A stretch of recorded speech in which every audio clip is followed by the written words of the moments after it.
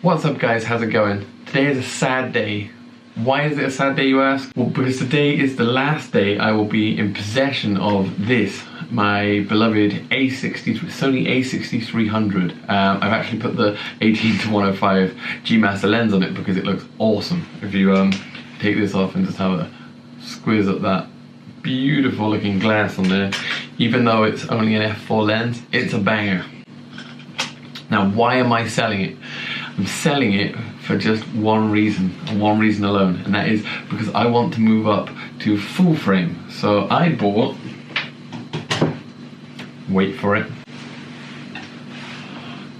Sony A7iii. So here it is, beautiful looking Sony A7iii. This camera I've been wanting for ages. In fact, I was going to wait for the S3 to come out, but then something just clicked. The S3, because it's video centric, is usually only a 12 megapixel sensor, and because I want to use this for both photography and videography, the A7iii will be a lot better because it's a 24 megapixel sensor. So the S3, when it comes out, is probably going to be a super banging, like, video centric camera, but I want to be able to do both, so the A7iii seemed the best option. Now with this camera, I decided to go, first of all, for instead of going for zoom lenses, because I spent a lot of the time on this one in particular. This is the lens I use the most out of all of them, the 18-105, because it's the most useful. You have nice and wide, and you also have like the zoom with the crop factor is quite far, so it was like an all-purpose thing. But I realized that I was either going at the widest end or the most zoomed in end, so I wasn't really using in between, because I was using it super zoomed in because it's f4. If you want to get a bokeh on it, you have to have it at like maximum zoom, or like zoomed quite far. So I was having it right zoomed in to do like headshots and do like super close-up bokeh stuff, or like wide for like vlogging or any kind of landscape type things.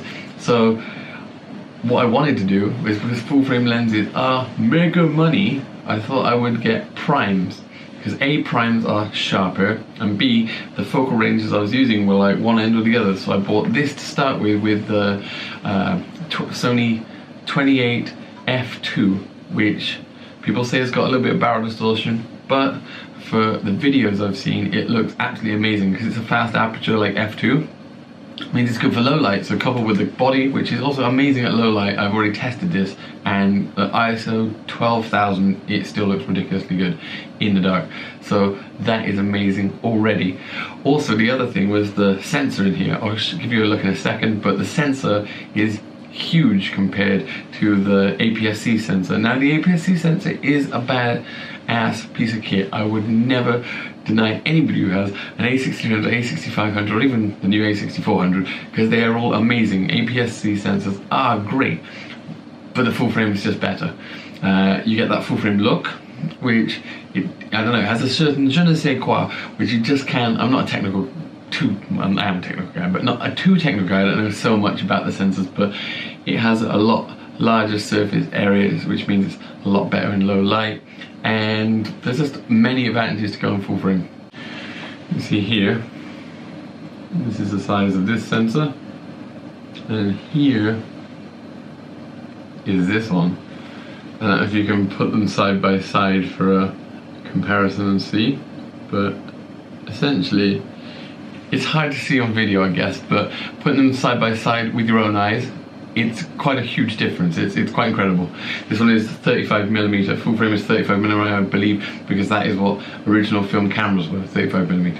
So anyway, I haven't actually put any lighting today or any sound, so this is all just in-body audio as well. I'm currently filming on a Canon G7X Mark II, which is still my vlogging, like, handy little cam which I take everywhere, and I still have GoPros and stuff, but this is now going to be my main camera, my A7iii, and without further ado, let's just switch over now. Now you've seen it, let's switch over and get some footage straight from the A7iii, and I'll continue the rest of this vlog with the A7iii and the 28mm f2 Sony lens.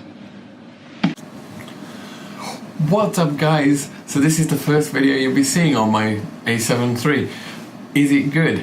how's it sound? This is the audio straight out of the camera. Too lazy to set up my Rode mic. Do that in the next couple of videos. Also, it's pretty late.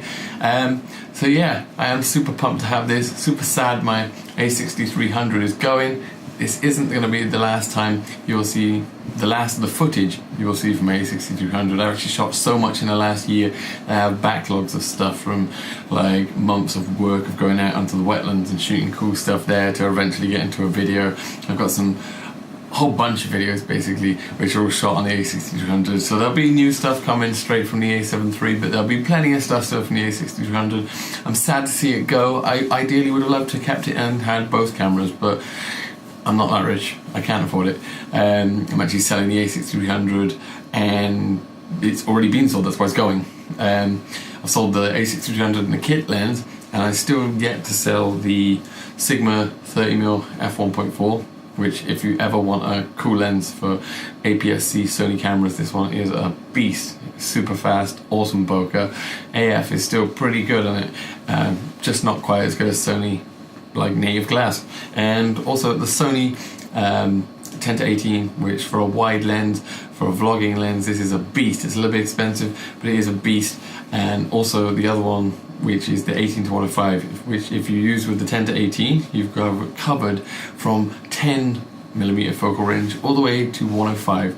It's a beast. The only downside is they are f4 lenses, not super fast, so you can get bokeh from the 18-105 if you go right in, because the further you zoom in, the more it compresses the background. But anyway, these are both beastie lenses. If you're in China actually, and if you're interested in buying any of these three lenses, they are for sale right now. Hit me up in the comments below. They are as brand new condition, so yeah, they would make anybody very happy. The downside to going from from APS-C to full frame is that now I'm almost back at square one. I just have the 128mm f2 lens, which is a beast because I bought this first. Like I said before, I don't know if I did say it, I wanted to get primes because they're sharper and just pick the focal ranges that I usually use, which are super wide or super close in. So I've got this 28mm f2. So the next one I get when I sell these lenses is going to be the Sony 85mm f1.8. I don't want to go crazy and go for the f1.4. I don't think I actually need that. I think f1.8 is perfectly good. It's still a badass lens, super sharp. It's got so many good reviews. So many people use it for awesome portraits, and it'll be a B-roll beast and a portrait beast. And I've got this for vlogging and wide shots. I eventually probably will go for something super wide and maybe a 55 like fast prime, like the 55mm Sony Zeiss. I don't know if I will go for any zooms because I love zooms, but they're usually, the aperture is a lot, it's not as good. It's a smaller aperture, so you don't get the bokeh, and they're also very expensive and usually very heavy.